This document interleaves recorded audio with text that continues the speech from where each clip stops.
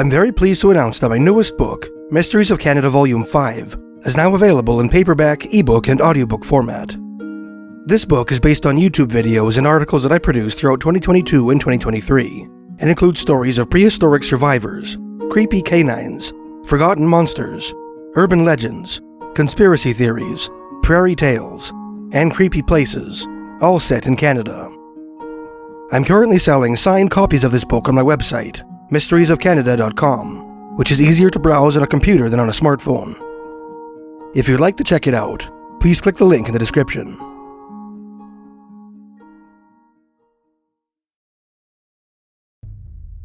Nearly 3 months after the tale of the Wildman of the Darling River circulated throughout Canadian papers, Vancouver Island's most elusive resident made headlines again, having been spotted in his traditional haunt in the woods near Horne Lake. The Mowgli of Vancouver Island has been seen again, declared an article in the July 30th, 1906 issue of the Vancouver Daily World, whose author omitted the terminal E from the horn in Horne Lake. A gentleman who came over from the island today, he wrote, and who is stopping at Leland, says that 4 days ago, 2 prospectors dropped right on the Wildman from the shores of Horne Lake, Alberta district.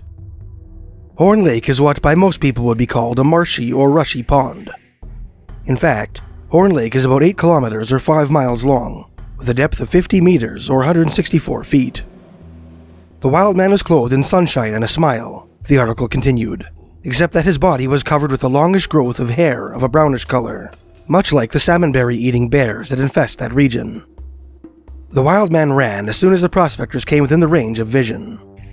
The journalist went on to explain how the hunters tracked the Wildman to what he called a wickiup, or primitive hut, where they found evidence of root gathering. The next 2 Wildmen to make Canadian papers appear to be of the human variety. That August, a party of children claimed to have been chased off by a naked man in the bush near the Cameron House Hotel in Edmonton, Alberta. Officers of the Northwest Mounted Police investigated the scene of the incident and found a quantity of berries abandoned near the banks of the North Saskatchewan River. It has been surmised, the article explained, that the object of the excitement was a bather who had become lightheaded through the effects of the intense heat, causing him to act strangely. There are those, however, who say that this is not so, and that the man had escaped the police and has annoyed parties in town. That same month, several West Coast newspapers reported on an old prospector who lived a savage, lonely existence on Pasely Island at the mouth of Howe Sound, between Bowen Island and Gibsons. Residing in a derelict fisherman's hut, the man would take to the bush whenever he was approached by well-meaning crew members of the ferry SS New Era.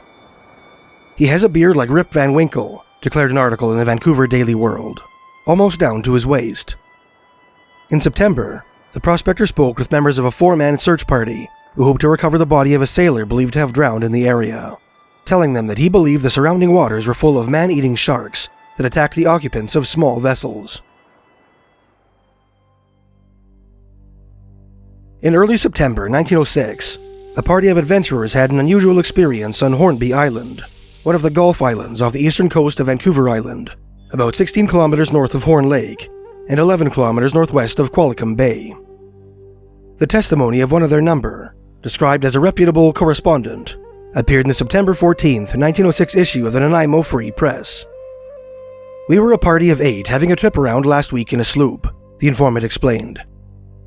"The day being warm and dead calm, we put into Deep Bay, opposite the south end of Denman, and decided to stay there until next day. Some of us decided to come ashore, and the party scattered for a while. There were 3 of us looking over some old deserted cabins and a wharf formerly used by Japanese for putting up dog salmon. We heard a noise coming from the ferns and scrub behind us, and a little later, a strange cry. One of the party, who had a camera, said, 'That sounds like a deer calling for her fawn. I wish I could get a snapshot.' Presently, we saw what one believed was an Indian, another said an old Chinaman. We shouted, and he turned, staring or glaring at us. My friend snapped his camera and tried again, but his films were exhausted. We rushed forward simultaneously to try to get a closer view of the creature, but lost sight of him directly, though the country was comparatively open, except of course for the ferns. One of the party suggested it to be the famous Wildman. We tried our utmost all the remainder of the evening to get in touch with him, or it, but without further results. The friends later developed the single photo they managed to capture of the creature, which, according to the article, shows clearly the head and shoulders of a bareheaded man protruding above the apparently thick mass of fern growth. The photograph, however, is not sufficiently distinct to come to any definite conclusion as to the genus of the individual. The features are those of an old man. The photo was not reproduced in the paper. The next Vancouver Island wildman story to be reported by the press is the heartrending tale of two half-feral girls who lived with their widowed father at the northern end of the island. Away up at the north end of the island, proclaimed an article in the Toronto Star, in a deserted shack, in a more deserted portion of the woods, lives a man who has two children, one 10 and one 6 years old, and neither of these two girls has been washed or had her hair combed for years. They have never worn shoes or stockings, and are in such a state of neglect that they are almost like wild beasts. When the father goes into the woods, or out in his log boat, the two children follow him like dogs, and the small girl often crawls on her hands and knees like a beast. The father of the two children is in a similar condition, and has developed into a mere brute. He never washes himself or combs his hair, and never even removes his filthy clothes. The next Canadian wildman story to grace Canadian papers is a fascinating forgotten tale set in the wilderness of eastern Labrador, in an extremely remote stretch of Canadian Shield west of Lake Melville. More specifically, the story takes place at the mouth of the Northwest River, which drains into the lake's western end. Today, the peninsula north of the river's mouth is home to a town called Northwest River, while the southerly shore boasts the Shishatshu Indian Reserve, home to about 1,000 Innu or Montagnais natives. In the autumn of 1906, however, the north shore of the river's mouth was dotted by a scattering of log structures, including a Hudson's Bay Company trading post and a handful of trappers' cabins, while the southern bank was the site of a French fur company store, the lonely successor of a Gallic trading post built back in 1757. Of the 20 permanent residents to call the place home, 17 were either Métis or full-blood native. An Anglo-Canadian fur trader named Stuart Cotter ran the HPC post, while French factor Monsieur Duclos and his French-Canadian assistant, Captain Fournier, constituted the only white residents of the southern shore. In the autumn of 1906, British astronomer Edward Walter Maunder of the Royal Observatory, Greenwich, accompanied a party of Canadian government scientists to the mouth of the Northwest River to observe a solar eclipse. In a letter to the London Daily Graphic, Maunder wrote, "We found the little community in a state of great excitement over some mysterious footmarks that had been seen in the neighborhood, resembling the track left by a barefooted man, with the exception that there was the mark of a great claw on each foot. 3 individuals seemed to have been passing, for the tracks were of 3 different sizes, those of the largest being very deeply sunk in the ground, as if made by an enormously heavy creature. Indeed, Captain Fournier told me that he estimated the weight of the creature making them as fully 700 pounds. The alarm was much intensified when a half-breed trapper, Michael by name, who had a hut some 20 miles from the settlement up one of the rivers, brought his family into the settlement with the story that his daughter, who was, I believe, a grown-up woman, not a child, had seen an enormous, black-looking man who beckoned her to come away with him. She took refuge in a hut and shut herself in, and when her father returned home, told him what had happened, and he at once gathered all his family together and hurried off to the fur station. Captain Fournier at once gathered together as large a force as he could, and they set out to track the mysterious beings. They came upon their spoor, and upon very abundant traces of their feeding. At the time when we were in the Northwest River, Labrador was overrun by a plague of field voles, and it was clear that the creatures in question made these their chief diet, which they ate by biting the middle out of the living animal, and throwing away the head and skin as if it were a prawn or shrimp. They would have no difficulty in catching the voles by the hundred, for, as we found in our camp, the little beasts seemed absolutely without fear of humankind. Captain Fournier tracked the mysterious creatures to a place that they had evidently made their lair, and hid himself in a tree close by for the whole of a night. He never succeeded in seeing them in the open, but he heard their gibbering, and also the noise they made when feeding on voles. Possibly, they may have detected the presence of a hunter in the neighborhood, and therefore took to flight. At least they disappeared, and nothing further was seen of them up to the time that we left the Northwest River. There can, I think, be no reasonable doubt as to the real nature of these mysterious beings, Maunder continued. The wandering Indians, in the vast solitudes of Labrador and northern Canada, are peculiarly liable to attacks of madness, or as they themselves put it, to possession by an evil spirit. When so possessed, they seem to have strong cannibalistic tendencies. Maunder then stated how, while in Nova Scotia the previous year, he visited Dr. Henry Ewell Hind, the Canadian geologist who had led the scientific portion of the Red River expedition of 1857, as well as the western portion of the Assiniboine and Saskatchewan expedition of 1858, collecting information on the topography and terrestrial constitution of Western Canada. Hind told Maunder about the native legend of the Wendigo, describing the monsters as gigantic cannibals and vampires.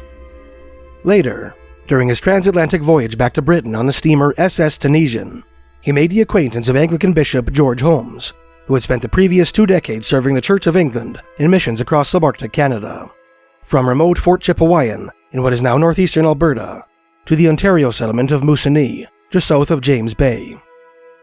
Holmes told Maunder that he had personally witnessed a Wendigo possession in Manitoba's Red River Valley.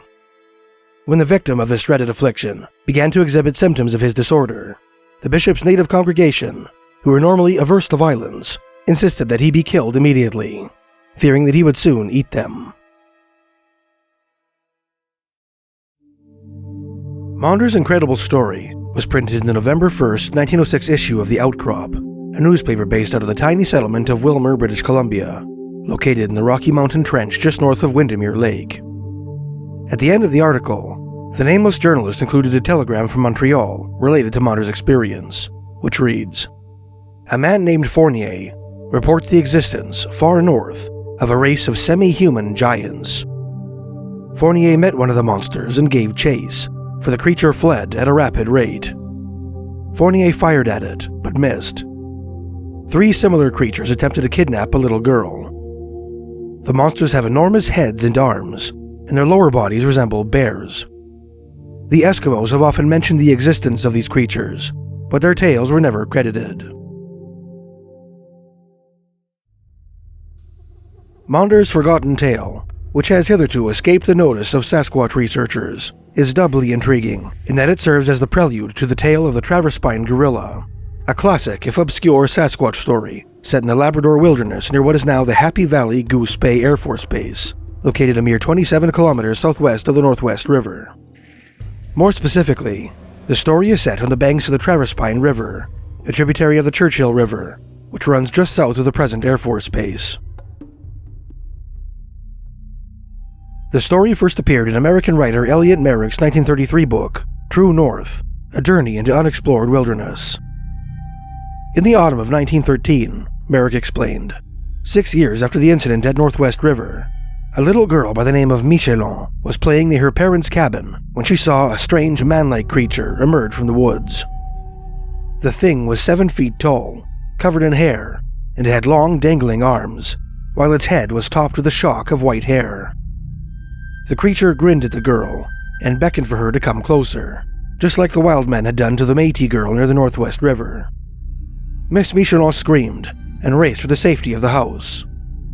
Following the girl's terrifying encounter, local men began to search for the creature, setting bear traps and keeping nightly vigils with their rifles at the ready. Although they never managed to lay eyes on the creature, they found its strange footprints in the dirt and snow. They described the prints as being about 12 inches long, narrow at the heel, and forking at the front into 2 broad, round-ended toes. Some of the hunters described the tracks as ape-like, and said they were impressed so deeply that they estimated the creature that made it to weigh 500 pounds. They proceeded over stumps and obstructions, which most men would try to avoid, leading to what the hunters interpreted as nests under trees, and passing by uprooted logs and trees shorn of their bark, which lent the impression that the creature ate insects. The Traverspine Gorilla, as the creature came to be known, haunted the vicinity of the Traverspine River for 2 years, often harassing locals' dogs in the night. One afternoon, it made a second appearance at the Michelin home, peering through the cabin window at one of the children inside. Alerted by her child's screams, Mrs. Michelin seized a shotgun and fired at the creature as it darted into the bush.